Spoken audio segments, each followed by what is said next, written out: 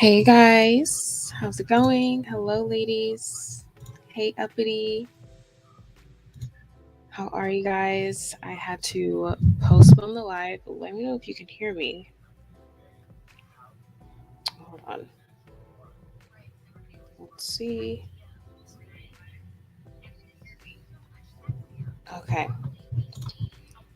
Sounds like my audio is okay. Hey, Ashley. Hey, Selfish Love. Oh my gosh. So many. I know I haven't went live in a while. I started a business. So I've kind of been pouring myself into my business. It's a local business, so I've been, doing business cards, going out, putting myself out there. I've like just been out doing my new business. I mean, it's new. Like I just started it 3 weeks ago. So I haven't had time to come on and go live as much as I'd like to because there's so many things that I've been seeing that I believe we need to discuss. And today I have so many tabs open, so many things I'm going to show you ladies today. The topic is who's on the rise in 2023 and why. Okay. Now, I know you guys have seen some of this stuff already. So I'm hoping that it's not news, but I've found some other information for us to dive deeper into what's already come out. Okay. So let me, this is really annoying right here. What is this? Okay.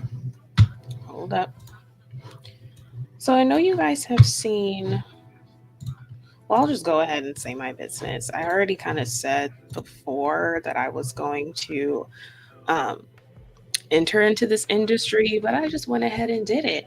And I got my real estate license. So I'm super excited about that. I just got it. And it's just something to have another certification under my belt. I can sell a house, family, or friends, and make some extra money. So I'm really happy that I'm pursuing this business. And I don't know how long I'm going to stay with it. It's not a career. I still have a main job, but this is what I'm doing part time. So it's a part time thing that I'm doing. Okay, hold on. Now let me just share my screen because speaking of real estate, oh, oh, speaking of real estate, we have this. Oh, you guys can't see it yet. Oh, and let me run through this thing I got going on right here. Okay, speaking of real estate, we have this right here. Okay, women home buyers. Or actually, this one is better for me to show you guys, honestly. Okay, let's start with this one, and then I'll go to that second one. So, this article right here, single women emerge as force in home buying despite affordability challenges. So, in my opinion, I think that this is a reason why women are on the rise. And I'm also going to show you guys more evidence to prove that part in particular. Now these articles, they say single woman, right? But there are other articles and data that I'm also going to show you to tell you that black women in particular have changed their home ownership rate too. So we're going to talk about that. But I know you guys have seen this because a lot of people have been talking about it. It's been posted. Single women emerge as a force in home buying despite affordability challenges. Now, what that means is that single women are prioritizing home ownership despite that women still make less in this country than men. Okay, we all know that there's a gender pay gap.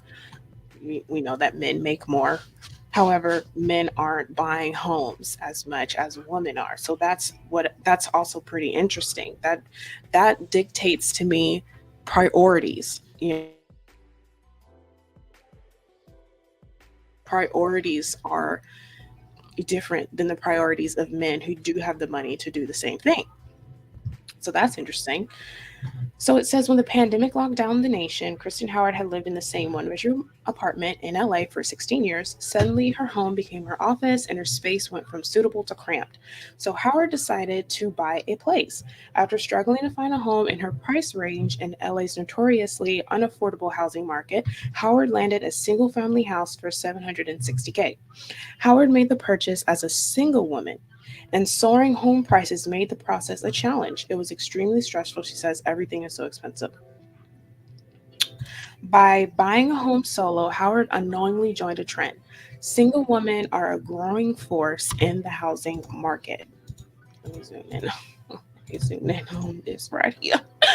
The National Association of Realtors says single women made up 19% of all home buyers in 2021, a share that has been trending up since it hit a low point of 15% in 2014.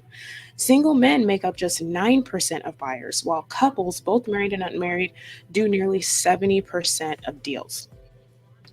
Okay, so this is, I think I've heard this before, but this is officially like coming out in the open right now that single women are taking charge.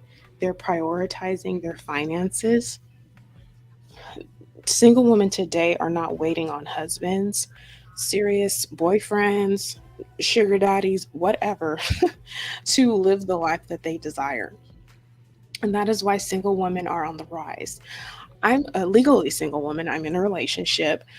I'm in an interracial relationship right now, but I completely and fully plan to get my own place very soon. Actually, purchase and buy. It's a goal of mine to do before marriage.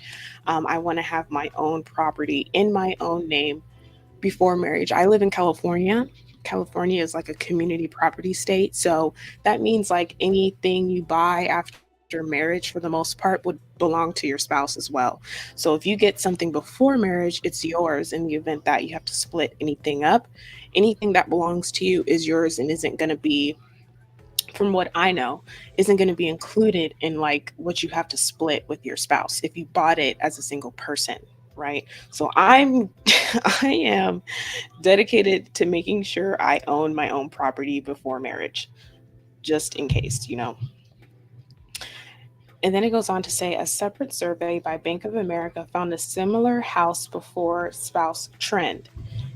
65% of single female prospective homebuyers said they'd rather not wait for marriage to buy a home, and 30% of women who already own homes bought it when they were single.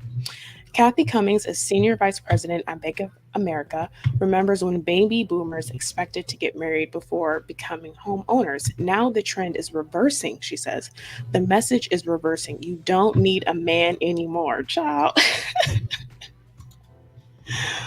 Oh my God.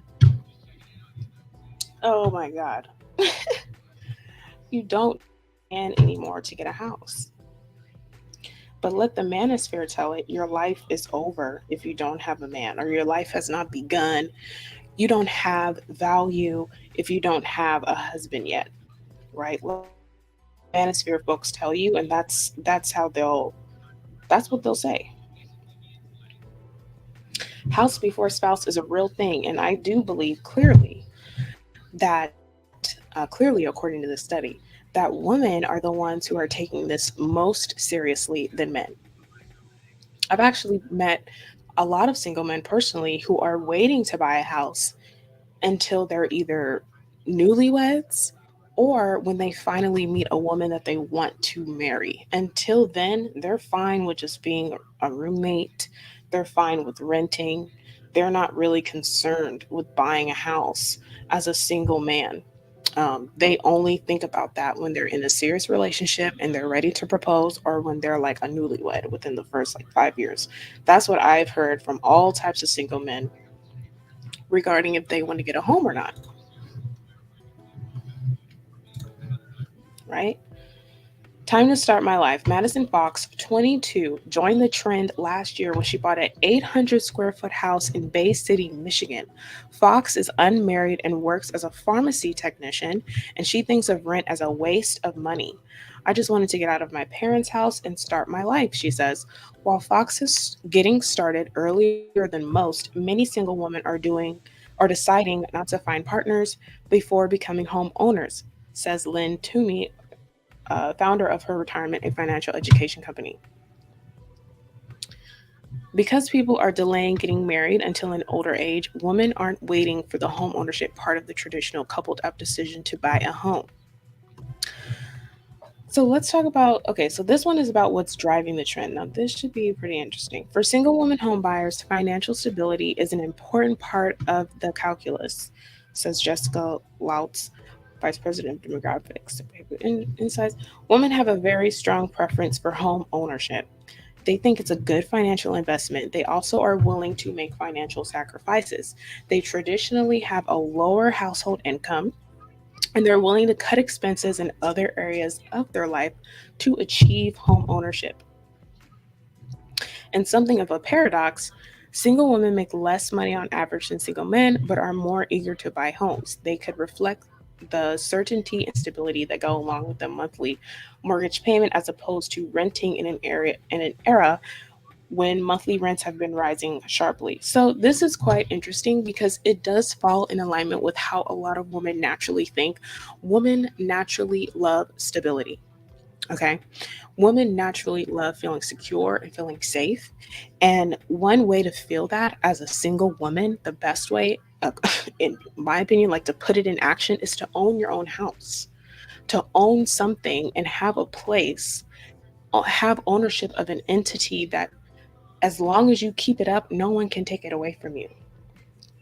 No one has any type of hold over you, and you are literally safe here. It's your home. Women love safety, women love stability. So, buying a house for a lot of single women makes sense.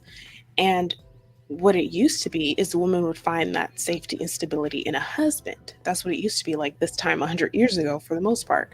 But today it's not that way. It's not that way at all. And women are unapologetic about it. They're not going to be shamed into believing they need to have a husband first to do these things because that's really all it is. The people in the manosphere want to brainwash other women into thinking that their value and their worth is non-existent without a husband, that they can't do much without a husband, that having a spouse is the key to to success or something. And don't get me wrong, I'm pro marriage. Okay, I've said so before on my channel. I'm pro marriage, especially for black women. Very much so pro marriage, but I'm not pro marriage to the point where it's going to make you desperate, miserable, put you in a compromising situation for the rest of your life. It puts you in an unsafe environment. Absolutely not. I'm not pro marriage in that aspect. Okay, I'm pro marriage where when the love is real, where the stability and the safety is also there, and just where it makes sense, and you don't have to try hard to make a man choose you or make you happy. It should be natural. You should be out here dating and meeting guys and being with the guy who actually likes you. I mean, genuinely likes you, like he's not just dealing with you and tolerating you. Like he genuinely cares for you. There's a genuine component, not just transactional, not just because you're almost 30, not just because, you don't make enough money and you want a second income so you want to get a man. No. Okay? And I have met women, really good women that believe that. They think that that they're tired of being broke because, it's no secret, women don't make the most money in this country. And they just want to have a husband to have two incomes because it's easier for them financially. And so they'll get into a relationship, rush and get married. And I've told them time and time again, look, think about what you're doing. Like, if you want that safety and security, pour into yourself some more and then that right person will come to you. That's usually when they do come, when you've poured into yourself. You don't want anything based off of you being desperate and you being thirsty or whatever. That shouldn't be the reason why you're looking for a relationship.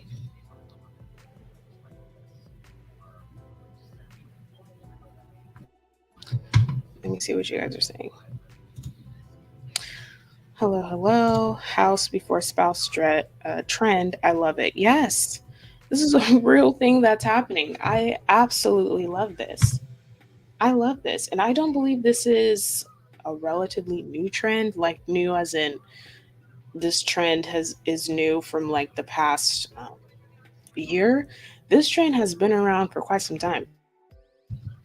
I'm 28 and I feel like I've known this type of trend since like high school 10 years ago. Like it's a new thing that has been happening.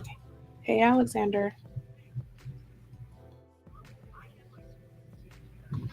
So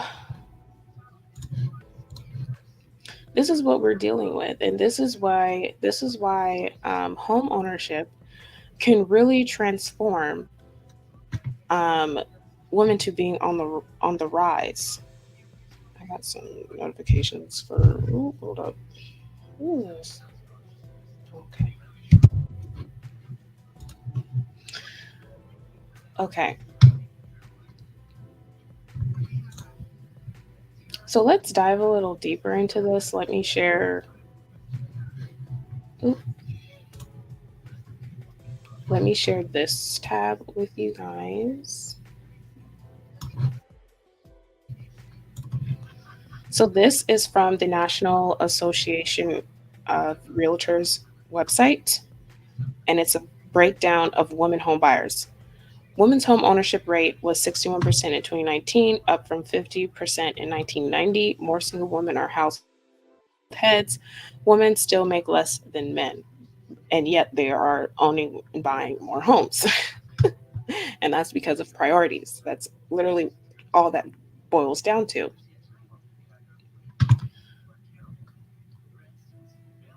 Okay, the New York Times discussed why it is so hard for single moms to buy a house. Find out why Tampa is the most popular city for single woman home buyers. Family Handyman has the history of home buying for women from the 1700s to the present.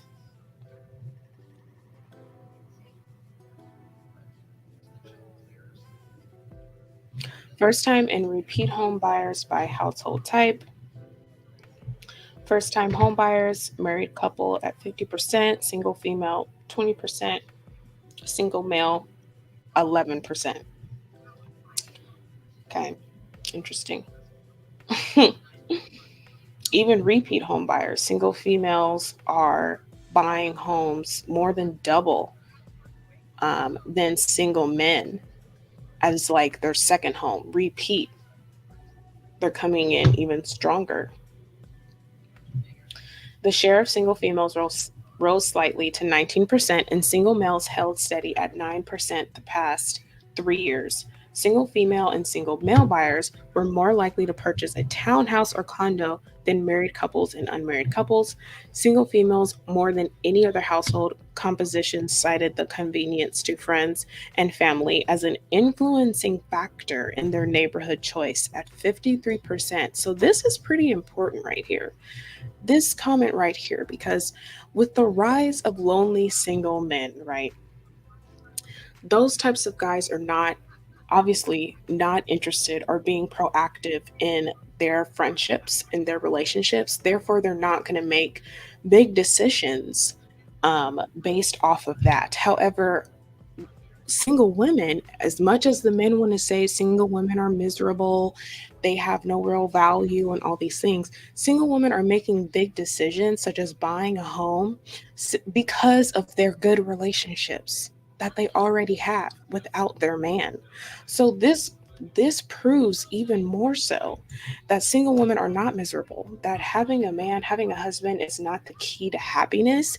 It's all about having good relationships, being social, which single women have proven time and time again over hundreds of years that they are the backbones of the social hierarchy. They are the single women and women in general really are the backbones of relationships. It's not a man or having a man. You're not going to have more friends as a woman. You're not going to have more friends when you get a husband. You're not going to have more friends once you get a serious relationship. You're going to have more friends as a single woman if you put yourself out there, if you network, if you're kind, if you're like easy to talk to and fun to be around, and you're consistent with your friendships and your relationships. You check up on people, you care about people, and that is something that women naturally do, based off of our desire to nurture, based off of our desire to have community. Those are natural things for us, and it's so real and deep for us that these women are going to make decisions such as moving to a different city, buying a house, having a different job and switching careers. Like, women will do all of that to maintain and or gain new relationships. Men aren't going to do that. Men aren't going to do that. They don't have that same type of energy. Ah, right? Okay, let me get that. Okay, so here we go. Women in home ownership trends. The pandemic, combined with the challenging market landscape, has eroded women's confidence about their likelihood of becoming homeowners. Nearly 60% of single female heads of households who rent, those who never married, those who are separated or divorced, and widows, said they could not afford to buy and didn't know if they ever would, according to a September study by Freddie Mac. The right of women to own and manage property today is equal to that of men, but full financial autonomy didn't come about until late in the 20th century. It wasn't until the mid 1970s that a woman could access a line of credit independently without a man to co sign her application. It took another decade for the courts to rule that a husband doesn't have the right to laterally take out a second mortgage on property held jointly with his wife. Researchers assigned weights to each factor based on their significance to a single female homeowner, then calculated the sum of the nine weighted factors to arrive at an overall city score for each city. The highest possible city score was 50. Okay, Tampa, Florida has the highest share of homes owned by single women. In the city of Tampa, 16.83%, or nearly 132,500 of owner occupied households are owned by single women. Wow. Tampa, huh? Actually, like Florida. Let me see what you guys are saying. Buy in a good and safe neighborhood. Yes, of course. Buying in a good and safe neighborhood and in areas where people are, about community and about being together is always going to be a benefit to you as a woman. I mean, seriously. At least if something bad happens in the relationship, you could just move back into your home. Yep, you can.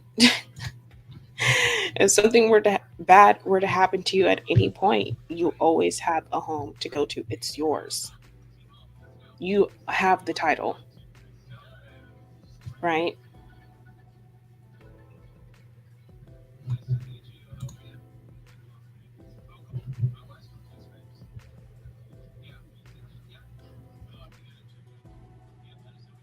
Okay, now let me show this one to you guys as well.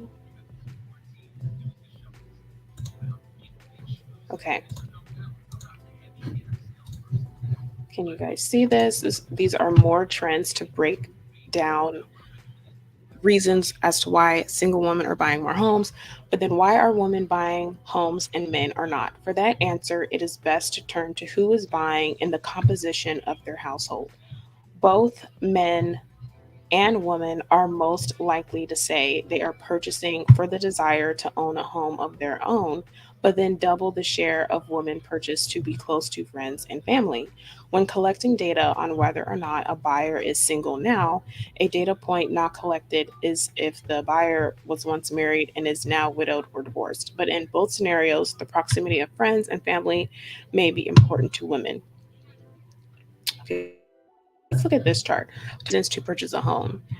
Um, Reasons reported by both single men and women as to why they're buying a home. For single men, 36%, they just want to own their own home.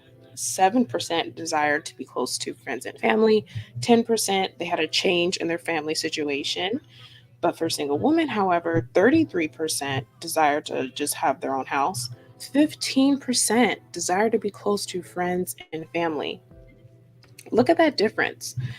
Only 7% of single men who buy homes are buying it so that they can be closer to their friends and family, compared to 15% of single women. What does that tell you? Tells you a lot about how much women value relationships and how much women value, the people in their life that they're close to. All things that men in the manosphere, however, women online swear women just don't care about relationships. They're not fit to be wives. They're not fit for this. They're not fit for that. But single women are the main ones who are prioritizing them based off of where they choose to live and why they would buy a house, a life changing, expensive purchase. Looking at the composition of the household also helps to tell the story. Single woman buyers are more likely to purchase a home with a child under the age of 18 and are more likely to purchase a multi-generational home housing adult siblings, adult children, and or grandparents. These family obligations may make purchasing a home more attractive to a single woman buyer as she has the need for stable housing on a continual basis. Who lives in home buyers' homes? So this chart for single men buyers, only 11% have kids under the age of 18 living in their home. And then for single men buyers, only 8% have a home that is multi generational, compared to single women, where they have 17% of the time kids under the age of 18 are living in their home, and then 13%. So women are literally the backbone of their families and they're providing houses for their kids much more so than the men. And keep in mind, this is all while women are making less, especially single mothers, unfortunately, don't make as much money compared to a single woman with no kids. The second major question posed is finances. Women homebuyers typically purchase a home at a household income of 65K compared to single men at 78K. While male incomes do not match that of married couples or unmarried couples, their higher incomes do allow them more buying power than single women buyers. Okay, so when single men buy homes, it's a 78% income, and single women buyers are buying homes with 65K.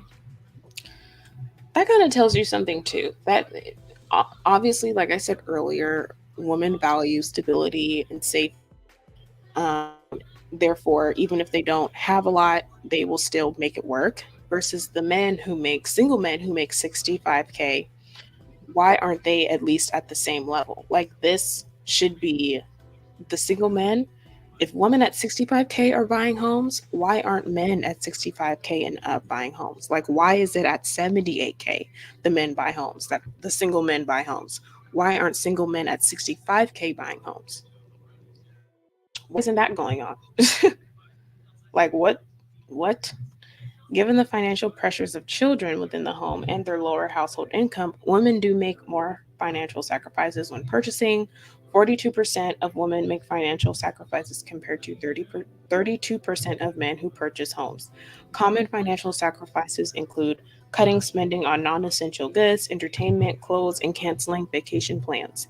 These sacrifices only underscore how important home ownership is to women, as these sacrifices at all outpace those of male buyers. These sacrifices may add up and happen over a number of years. Among all buyers, single women are 51 compared to single men at 45. First time women buyers are 34 compared to men at 31.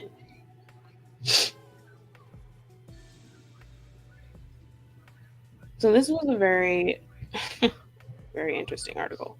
This is also from the National Association of Realtors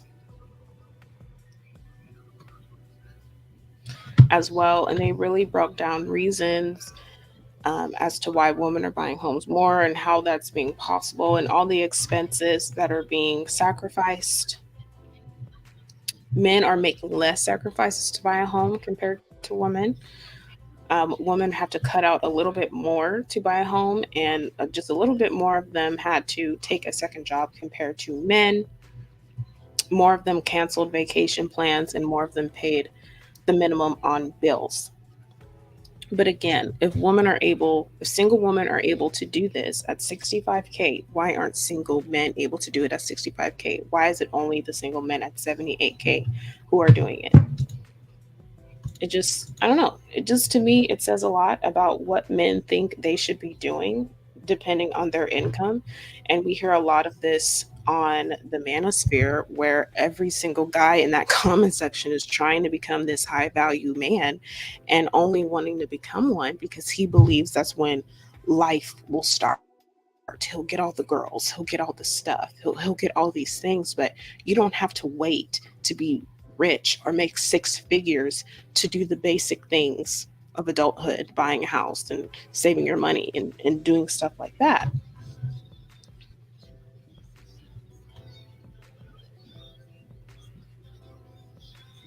It's just that is what's interesting to me in these findings. Middle income men often lease a high income card with the works. Buying a good and safe neighborhood. Uppity asked, how was getting your license? Was it difficult? My realtor license. To me, it wasn't difficult, I guess. I just took a lot of practice tests and I passed on the first try.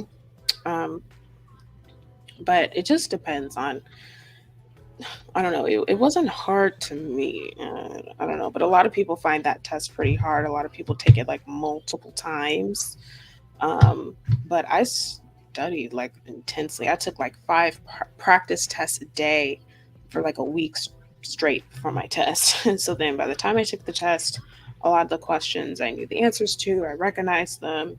And I think that's the key if you're trying to take some kind of big test and there's you have access to a lot of practice tests. Honestly, instead of reading and trying to memorize things, just take a bunch of practice tests. I feel like when you take practice tests, it prepares you for the real test more so than like sitting down and reading and flashcards and stuff. Like, take practice tests a lot. Take a lot of them if you're trying to practice the test. On mine, there was no math. I'm in California, so there's no math on the California test, but I think for other states there are. But I have no idea what kind of math would even be on the test because I didn't even study any. It was just a lot of laws and terms and scenarios that I had to know about, you know. So, and then let me show this one to you guys as well. This is more about the gender breakdown when it comes to Black women and Black men home ownership. This is more of a breakdown by race. So if you see this right here, it says more women are homeowners. Along with the increase in headship, women are now more likely to own a home than they were 3 decades ago. The home ownership rate among women increased from 50.9% to 61% between 1990 and 2019, while the home ownership rate among men dropped from 70% to 67%. Asian women experienced the greatest increase in home ownership. Can you guys see that? Asian women experience the greatest increase in home ownership. In fact, Asian women have almost caught up with Asian men. Currently, fewer than 2 percentage points separate the home ownership rates of Asian men and Asian women, 61% versus 59%. Now, during the same period, Black women increased their home ownership rate while Black men experienced the greatest drop. Let me just read that one more time for the church, for the people in the back. During the same period, Black women increased their home ownership rate while Black men experienced the greatest drop. The greatest drop. The home ownership gap between households headed by Black men and Black women has declined from 19.8 percentage points to 6.1 percentage points. So here is the changes in men's and women's home ownership rates by race. for all, women increased 10.3%, and then men overall rates decreased by 3.5%. For white men, there was a 0.1% decrease, but white women rose 13.3%. For black men, 8% decrease, black women a 5.6% increase in their home ownership. And then Hispanic men and Asian men actually had a 3% and 5% increase, and then Asian women had the highest um, increase of all women by 18%. Then Hispanic women are number two. Okay. So, they love to talk trash over there about the independent black woman, about the I don't need no man black woman. They're talking all that trash. And meanwhile, black men have the lowest, or I'm sorry, the highest decline of home ownership amongst everybody. Everybody. Everyone. So I suggest you men out there get off of the independent black woman's tail and get your home ownership up, because y'all are looking horrible compared to everybody else. Like, you know, yes, girl, this is home ownership. You see that? Blue for the men, black men have the highest decline in home ownership rates. From 1990 to 2019, it's went the lowest of all of us, of everybody. Okay. And unfortunately, this isn't the first time we've seen black men at the bottom compared to everyone else. This isn't the first time. This isn't the first, like, type of criteria. There's other criterias where black men have decreased, have had a decline, are completely at the bottom. This is unfortunate, but it's just the truth. Don't be mad at me. I'm just the messenger. Whoa, boy. I mean, all women have increased. Like, this whole article is about all single women have increased, but single black women in general, I don't know. It doesn't really say single, married, or whatever, but it just going based off of black women, we have increased our home ownership from 1990 to 2019. That's what, like 20 years, about 20 years or so. And black men over these past 20 years have decreased their home ownership by 8%. So that's pretty interesting. And then we also know, women have outpaced men in education. So that plays into it as well. More women are having degrees, head of household. Um, Women that are head of household have more degrees now. So, it's just funny. All the talk about single women and the problems that they have, it's just not, it's a waste of time. It's genuinely a waste of time what these black men are doing. They're not at the top of anything. Now we know at home ownership, they've also declined. They're not buying houses. We've also seen the other articles where they're costing the country a lot of money because they're unemployed. I've showed you guys the study from the Pew Research Center that black men have the highest, like, drug overdose deletions as well compared to everyone. All unfortunate things, but that is the culture that they're perpetuating. The culture that they're perpetuating is leading to those results. It's leading to them being out of the arena when it comes to home ownership and a healthy lifestyle and healthy relationships. And that's not a black woman's fault. It's not a black woman's fault. Okay. So, I'm here to let y'all know that a lot of women are on the rise in general, but black women, you are as well. This is your time. Um, it's like there's just no better way that I can put this. It's your time, okay, and use this time wisely. You're making big changes. You're making really, really big changes. And this online stuff that's going on, it's just a result of it. It's all just outrage. It's all just outrage. So I'm going to also transition, however, to a different, um, to something else that's been in the media that I have talked about, haven't been live, but a few other creators have, people in the manosphere have, and I'm going to talk about it briefly. Um, Hold on, let me see if this is the right thing. I know you guys have seen this as well. Now, I just said and just showed you guys, that Black women are on the rise. We are coming up. Over the past 20 years, the last 10 years, last 5 years, there's been an increase in a lot of different areas for Black women. Now that I just showed you guys, it's also been home ownership. I've showed you guys before that it's been in other areas. On my channel in general, I showed you guys that Black women are not getting as many abortions. They're owning more homes. They're, of course, we know, getting more education. They're dating out more, interracial dating, right? So I'm going to show you guys something else regarding that. Um, regarding that as well, the dating aspect of things. And even though in all the other arenas, Black women are excelling, there's still some stragglers in the dating and the love life subject. Okay, keep in mind that that's always going to happen. Not everyone's a divester, not everyone's a swirler, not everyone even wants to have somebody in their life in general.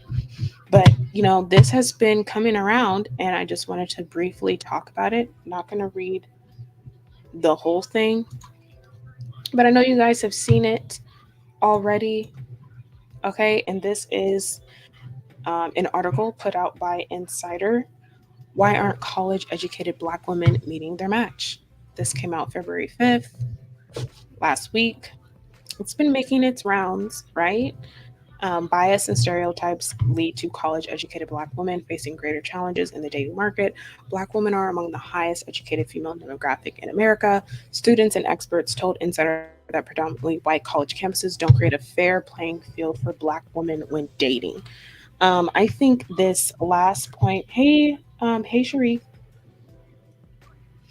I think this last point right here, it doesn't sit well with me.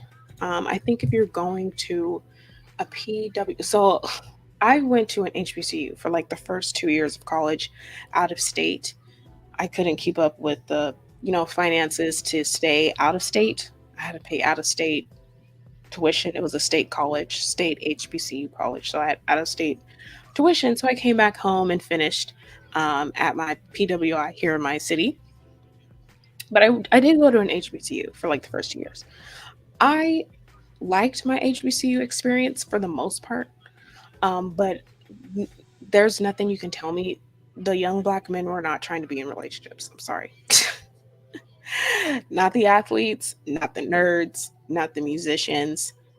Nobody was thinking about marriage. So if you want to go to an HBCU, I'm not saying don't date. I'm not saying don't go. Do what you want. Or if you know a young Black woman who's thinking about where she should go to college.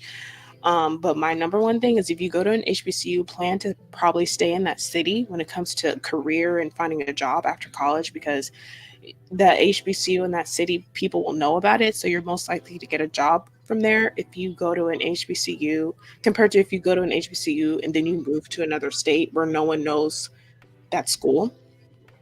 Um, I would, if you go to an HBCU, stay in that area and work, like, and live there and build your career and then move later on. If you want to go. But I had a positive HBCU experience. But when it came to dating, there were no such thing as serious relationships. There was probably like a couple people in our class where we knew, oh, they go together. Like that's him, that's her, like they're together. Everyone else, there was no relationships. Like nobody was getting together like that.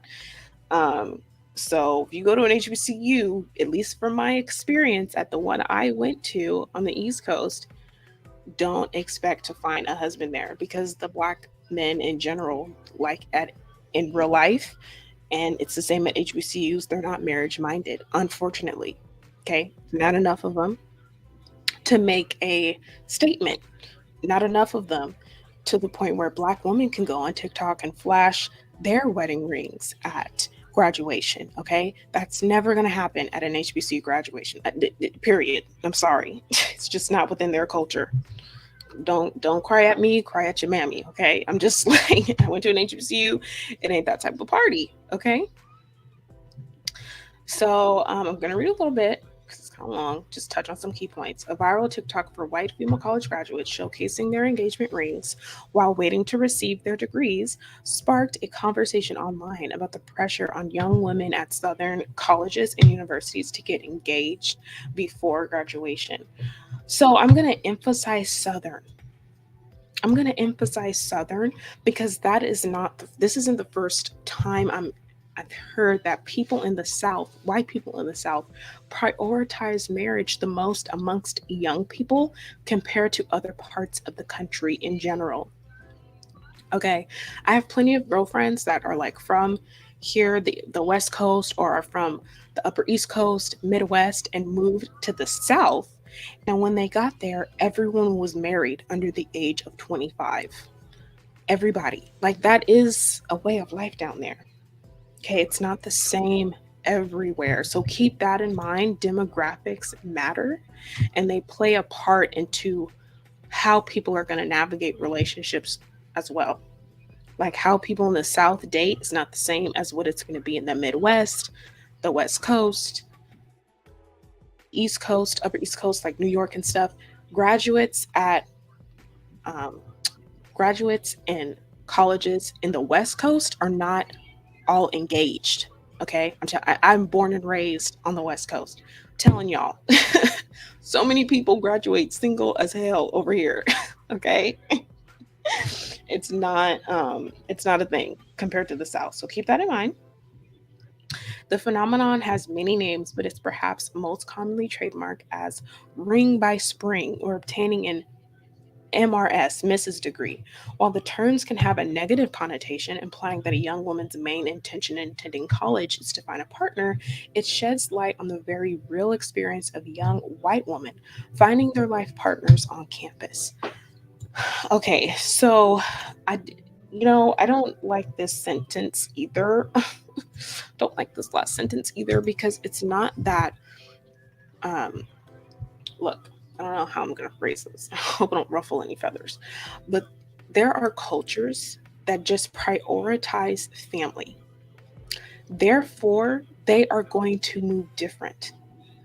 It's not a race thing; it's a culture thing, in my opinion. Okay, white people that live in the South prioritize family much more than white people that probably live in like New York.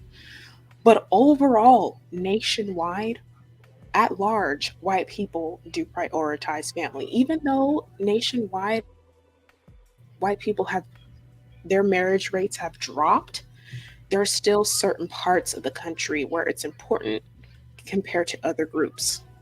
Okay. And then let's also stop the cap. White people and white women, those aren't the only cultures that prioritize family either. Hispanics do. Y'all already know Asians do. Okay, Asians are very traditional. um I'm not African, but from what I see of other Africans, they also prioritize marriage as well. I feel like every day I log on, I see an African couple getting married with their amazing dresses and throwing money in the air. Like, in African culture, marriage is important too. If you're African in the chat, you can confirm. I'm not saying all of them, but I see it much more in the African community than I do in the African American community. That's what I'm saying. It isn't comparable to the experience of college educated Black women who are 53% less likely to marry a well educated man with at least some post secondary education than their white counterparts. Okay, now, this may be okay. I know I said I wasn't going to read it all, but I feel like there's just so many key points in this article, so many things that are misunderstood. And God, I'm start. Okay, let's just break this. Let's just break. Bear with me here. So, college educated Black women are 53% less likely to marry a well educated man. Black women in general are also the least likely overall to accept a date outside of their race. So, let's start there. I have a problem with articles like this that come out and make Black women look like we're just not desired anywhere for no other reason than because we're Black. That is not, honestly, guys, that's just, if you look at all the other statistics, that's just not true. It's not true. It's not true at all. The reason is because a lot of Black women have an image of a man in their head, and they want to stick to it no matter what. I'm sorry, I just have to say this. A lot of Black women just aren't open to the possibility of having a different type of guy. If you're sticking to the same type of guy time after time after time as a group, then you're not, yes, you're not going to have the same results as everyone else. You're not. It's not possible. It's statistically not going to happen. Okay? It's just not going to happen. So articles like this that paint it like we're something is wrong with us inherently because we're Black. Nothing is wrong with us, ladies. We're women like everybody else. We bleed like everyone else do. Okay, we can birth kids like everyone else can. We're not that different. Stop othering yourself. You're not an other. You're the same. You're a woman. But if you put your Blackness as a personality and as a way of life, you're gonna miss out. And you're going to, yes, be the last one to get anything if you even do. It is what it is. For Black women attending college, we're really striving to level the playing field or become economically stable. Our goal is to secure a career and in turn secure our families, said Angelica Bean, the assistant director at Howard University's Center for Women Gender. Securing a spouse isn't the ultimate agenda for us. That doesn't mean we aren't interested in it, but it isn't the reason we are choosing to further our education at said institution. So, Angelica Bean, the assistant director of Howard Universities. Okay, so I do agree with her that there are a lot of people in general who are going to college to have better economic outcomes in life, period. Okay. HBCU, PWI, Black, White, Hispanic, Asian, whatever. That's the main incentive for why people go to college, so they can qualify for more in life. However, what I see that is different with Black women, and I have to be honest, is that Black women are going to college, yes, for the same reasons, but they're also closed off. Okay, they're not putting themselves out there the same. They're not as confident, even. There's a lot of Black women who are very, very sweet and together, but they don't have as much confidence. They do think because they're Black that they're not going to be accepted or treated like everyone else, right? That is a real thing. It's an unfortunate real thing. A lot of younger Black girls, because they're looking at everyone else, they have imposter syndrome. They just don't have that confidence that is necessary to comfortably put yourself out there in a positive way compared to other women. Okay, so that's really the only difference. Everyone is going to college to better their lives. That's not a Black woman thing. Everyone's doing that. But they're also open to meeting different people, developing different relationships, even, all types of circumstances, and of course, creating a love life. They're open to all of that at the same time. The marriage squeeze. Whether dating to marry or focusing on dating at all is a priority for Black women in college, uncontrollable factors like systematic racism, preference, and stigma in a society influenced by Western beauty standards play into the experience of singlehood amongst Black female college students. So that makes me think of, you guys know that story that um, came out,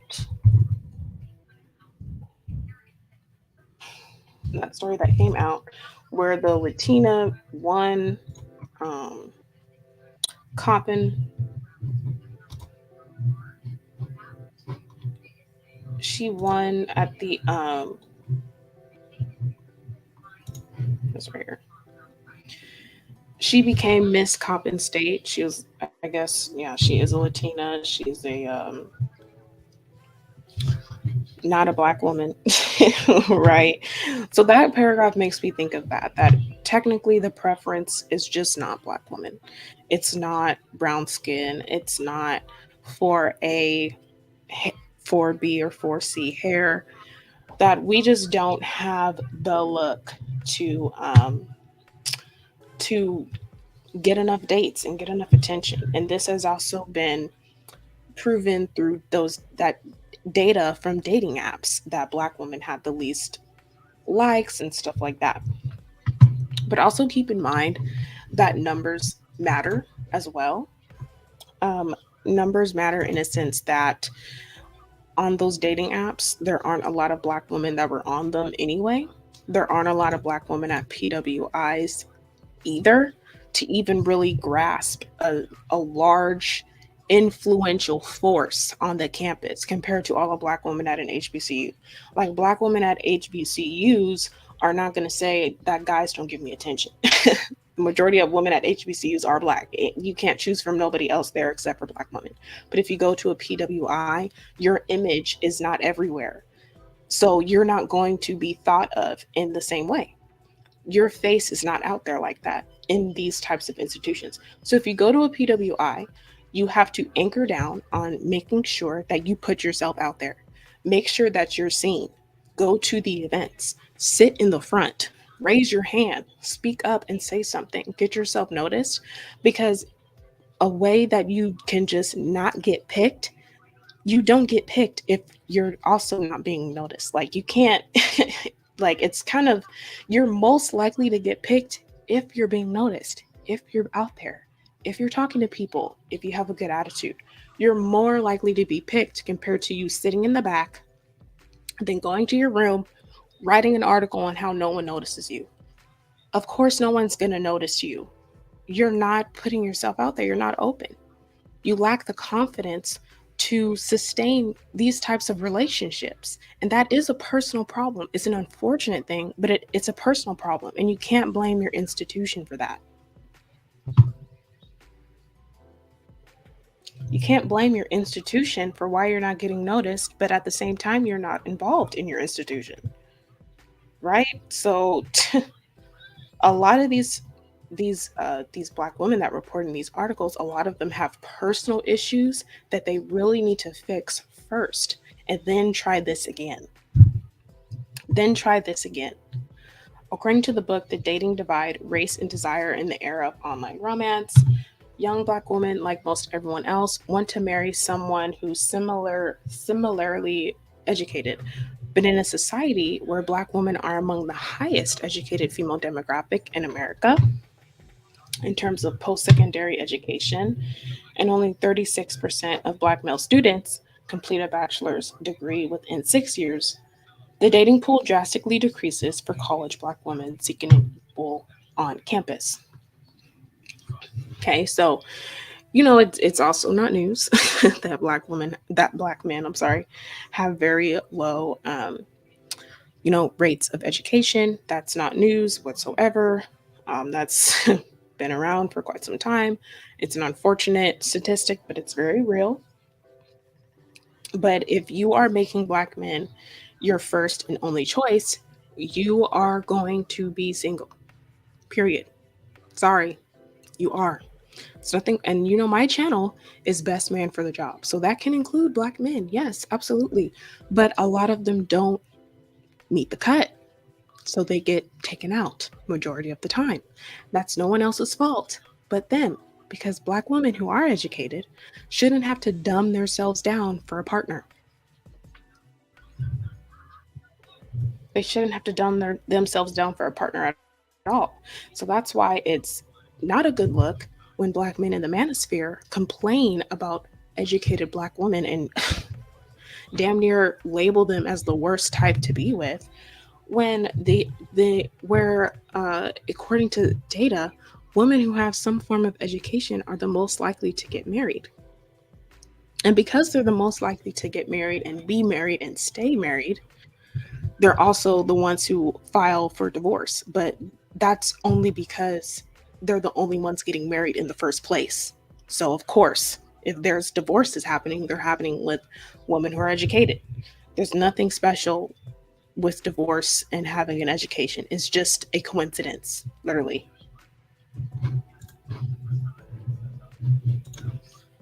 O Golden says HBCUs are not bad. They provide 70 to 80% of all the black doctors, lawyers, STEM professionals. However, black women need to be strategic when attending there for dating network outside the school. Yeah, I agree. I don't think HBCUs are bad, but I don't think it should be your yeah, I totally agree. It shouldn't be your only dating pool. It shouldn't be your only dating pool at all. Still be willing to date other people if you decide to go to an HBCU. And then for other professional things, I would suggest you stay in the area and work in that area after college, because there are plenty of major cities all over the countries and they don't know HBCUs. Like, they probably only know Howard. Howard is probably a degree that you can carry anywhere and people will know Howard, but like people don't know the other like HBCUs like that, in my opinion. Black woman making money says we can get STEM degrees anywhere as well. Yeah, absolutely. Absolutely. Honestly, treat schools in your professional life same as you would like for a best man for the job, best school for the job. Okay, best institution for the career. Like, that's really what you need to think about, especially in today's time.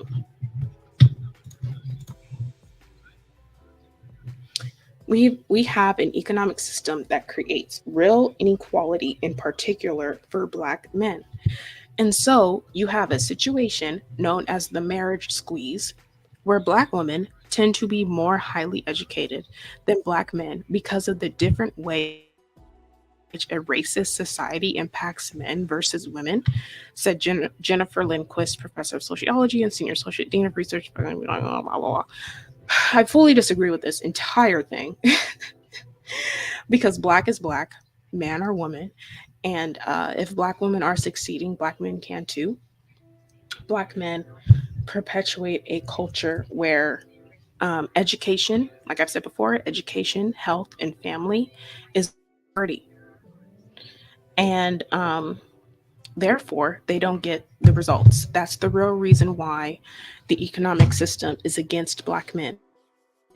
Black men are their own setback in an economic system. There is no place that has an application process that says black men don't apply. That you will not find that statement or that rule anywhere. Black men can apply to any school, they can apply to any job, they can apply to any type of mortgage or funding to buy their own homes, but they don't do it. Why don't they do it? Because they don't want to. They deep down they don't want to. They're not willing to make sacrifices for it. They're not willing to do any research for it. Therefore, they don't get the results. There's no such system that is making it harder for the black man. The black man makes it harder for himself. Period. Not all of them do. There are some black men that do own homes, that went to great schools, and kudos to them. That's actually amazing. And it actually needs to happen more. We don't need any more uneducated, bottom of the barrel black males. We don't. We're maxed out. We don't need any more. No one is celebrating that. Okay? Not at all. I'm not over on this channel. I'm not. Never have. Okay? They're their own enemies. They are their own setback in the system. No one else is.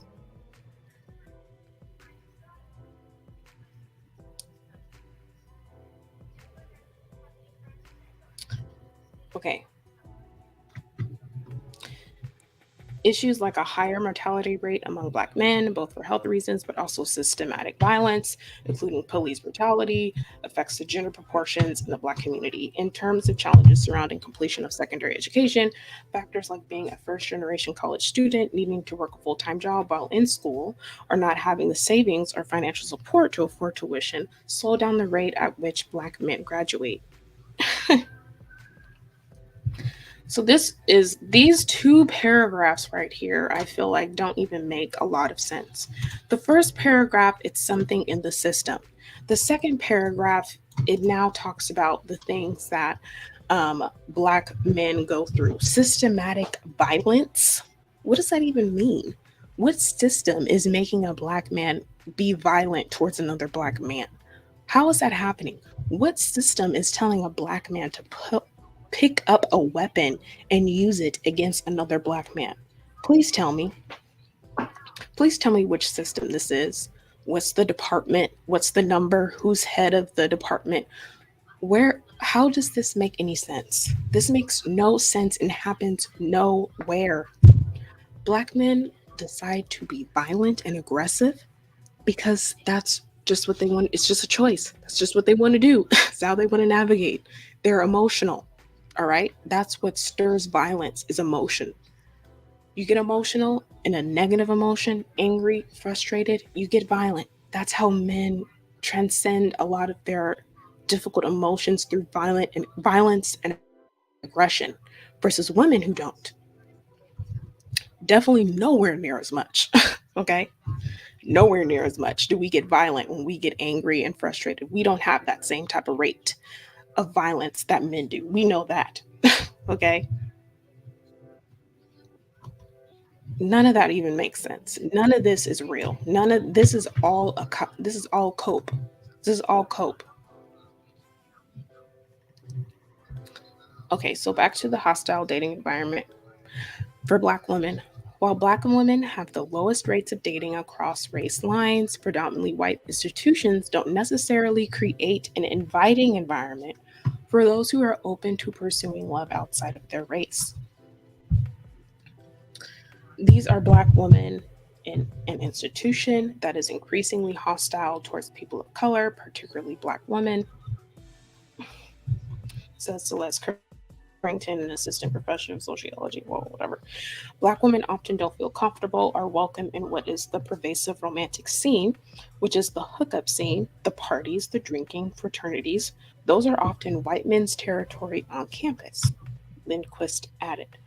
Long standing images and stereotypes assigned to Black femininity that devalues it as something that is deviant and undesirable also plays a role in why Black women are being approached less on campus. So a lot was said in these three paragraphs right here, right? Number one, PWIs don't make Black women feel um, valuable in a way for like dating. They don't invite Black women in for dating. And I have, like I said just a few moments ago, that if you are at a PWI and you want to be noticed and invited, you should know by going to a PWI, although it's a great institution and I encourage it, don't go being naive and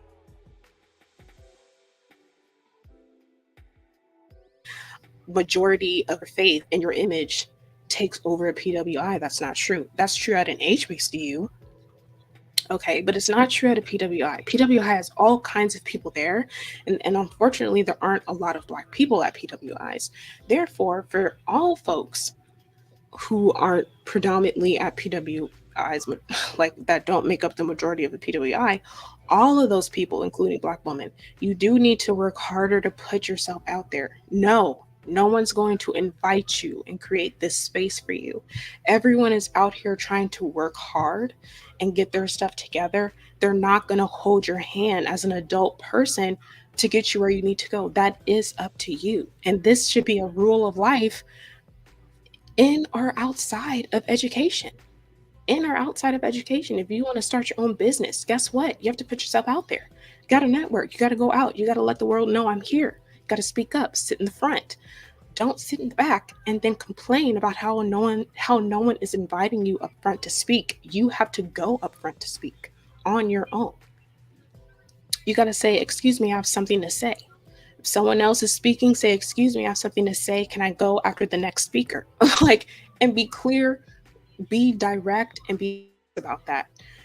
Black women have to understand you have to create this on your own. We're the ones who are in control of our image. We're the ones who are in control of who sees us and how we get seen. No one else is in control of that. That's up to us. So we got to stop coming on here creating these articles and supporting these articles where we're literally crying, "Notice me, see me, pick me, choose me." No one's going to do that. No one else is complaining about that stuff either. Everyone else is grinding. Everyone else is making a name for themselves. Everyone else is starting their own platforms. Everyone else is sitting in the front and trying to get ahead. They're not waiting to be invited.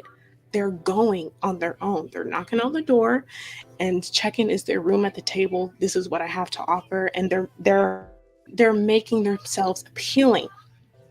Okay, and black women have to do that. We have to do that if we want to get further.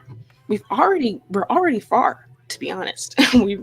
We're higher in our home ownership rates. Less children out of wedlock are happening amongst black women. Even less abortions are happening amongst black women. But there's still other areas where we're already on the rise, exactly. But there's still other where we have some struggles, where we have some needs for improvement, and we can go even further. Like, the grind doesn't stop. We're already on the rise, but the grind isn't stopping. Like, we still have to keep going. We still have to keep going.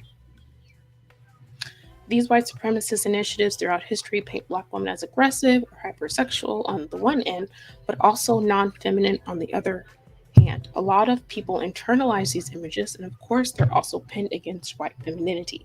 Blackness, particularly gendered blackness, was not framed as something that is beautiful, that can be desirable. And this impacts people's experiences. On dating apps, black women with a college degree are more likely to be passed on by non black men than a white woman with less education. So, this paragraph, this last sentence is true. Black women didn't have the most matches on dating apps. But then again, majority of women on those dating apps weren't black to begin with. It wasn't a substantial number. And then number two, a lot of black women in general, on an app or in real life, prefer black men anyway. So this article is just giving like that I this article is ignoring a lot of key facts and realities for majority of black women at large and what's really going on. Okay. So I'm not gonna keep reading. This is a lot. Oof. But it just goes on to talk about this one black girl's experience at her PWI and how she was, for the first time in her life, being overlooked by black men at PWIs, and how black men at PWIs prefer non-black women, and that was the first time she ever experienced being ignored by her own at a PWI. Right? And then she goes on to say that the people that were interested in her wanted wanted to just sleep with her. They didn't want to have relationships with her. And then she kind of implies that this is because she's black, and if she was a white blonde woman, she would get in a relationship quicker. So, I completely disagree with that whole portion. There are white women that also get used for sex, and Hispanic women. I'm not trying to gaslight her experience. I'm acknowledging it, but she is othering herself because she's black. Like, her experience of only being seen as a sexual object, that's not an exclusive black woman experience. That's a woman experience, period. You have Latinas out here being objectified in that way. White women definitely are objectified in that way. That's not Hypersexuality is not a exclusive black woman thing. That's an all woman thing. White women have had a whole movement in the 70s burning their bras and wanting to be sexually liberated. That was a white woman movement dedicated to that. So that you got to stop, for the sake of your security, for your confidence as a black woman. You got to stop thinking that these things are just you, and just because you're black, it's not. You got to open your eyes, you got to open your mind, and you got to understand that this happens a lot. And if you really understand that, these types of things aren't going to bring you down. They're not going to make you insecure. I'm not saying it's not true that they don't happen. Yes, there are hypersexual black women. Yes, black women get seen in a sexual way, of course, but it's not just us. There's there's Latinas that get seen. If you turn on the music videos today, majority of these half naked chicks in these music videos, they're Latinas. They're not black. They don't even like black girls in these videos anymore. They're like all Latinas and biracial. Okay, those women get sexually objectified all the time as well. Like, you got to open your mind. You got to really understand that it's not just you, and it's not just because you're black. If you keep thinking that, your confidence is going to crumble. Honestly. What was James saying? I believe in the value of HBCUs, but all HBCUs are not conducive to black women's increasing their network past blackness unless you go to an elite HBCU. Yes, I agree with this here. I definitely agree with this here. Go to an elite HBCU, because that's elite HBCUs are known all over the place. You can branch out with that degree. I think smaller HBCUs, if you want to go, by all means, but keep in mind that your network is going to be limited, and you're going to need to gather some work experience, and that will probably what you will use to expand your network is the work experience you got in that local city, and you can take that and then expand. Okay. Black men are unaliving each other and telling each other that studying hard is acting white. Yeah, studying hard. They tell each other that studying hard is acting white. They tell each other taking care of your kids is acting white. You know, all of that is lame, and everything. I was watching TV yesterday, and a commercial came on where a black man, was a single dad to his daughter, and he was like playing with her in the park and smiling and laughing. And that's lately I've been seeing a lot of commercials where black men are being uh, painted in a positive light as the super dad, as the super single dad, or whatever. Keep in mind, single. These commercials I've seen, the black man has actually been by himself, but he was taking care of his kid. He didn't have a wife. Compared to commercials where I've seen black women in, they've actually had a spouse and they've had a family, but the spouse was a non-black man. We already know a lot of those commercials have been out for months, the past year, 2, 3, 5 years, I'd say. But lately, I've been seeing commercials with black fathers, but it's single black fathers. And it seems like they're also the media is trying to push an image where black men can be good dads. I personally think that that is a good thing. We don't need any more children, black children especially, without their fathers. So, yes, promotion where black men can see that they can be good fathers is important, and it's necessary for the child. That's what I'm thinking about. I'm thinking about that black child. We that's important, right? But I'm just thinking, like, a lot of black men, a good portion of black men will see those commercials and think that it's lame. They'll think that stuff is lame and they won't take it seriously, and that's what will be unfortunate. I think calling it the marriage squeeze is weird, considering that men control marriage, at which black men will just admit that they are lazy and don't mind if I fail patriarchy. Yeah, I mean, if they're living in a system that's already benefiting them as is, then they won't have any reason to improve themselves individually. That's just what I see.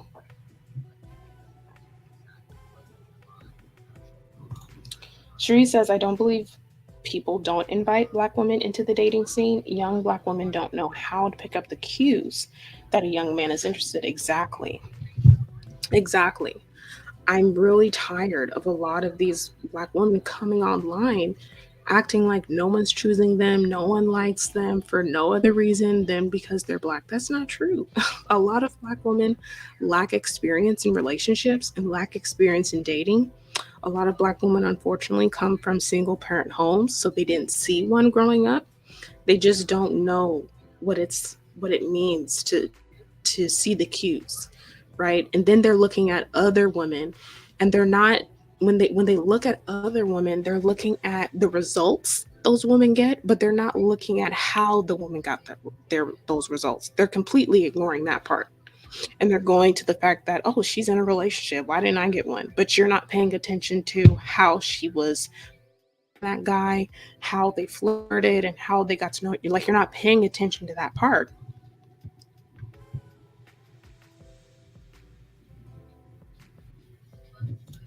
Black women can also learn the skills of elite black women and get the same results. Yes, absolutely. I suggest that all younger women have a mentor of a black woman that is either living the life or she has lived it at least for a significant portion of her life, and she can tell you what to do, and she can tell you what not to do and things like that. That's very important. That's very, very important.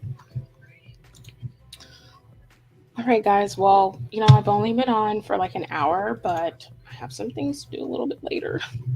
But I just want to show these things to you guys. I'm going to leave this up, so catch the replay. But, this is where we're at. I think we're at a great start to 2023. We're on a rise in a lot of things. We have some things that still need to be worked on, but for the most part, it's not as bad as you think it is, period. It's not. There's always going to be some areas that need to be worked on, but we're still rising up.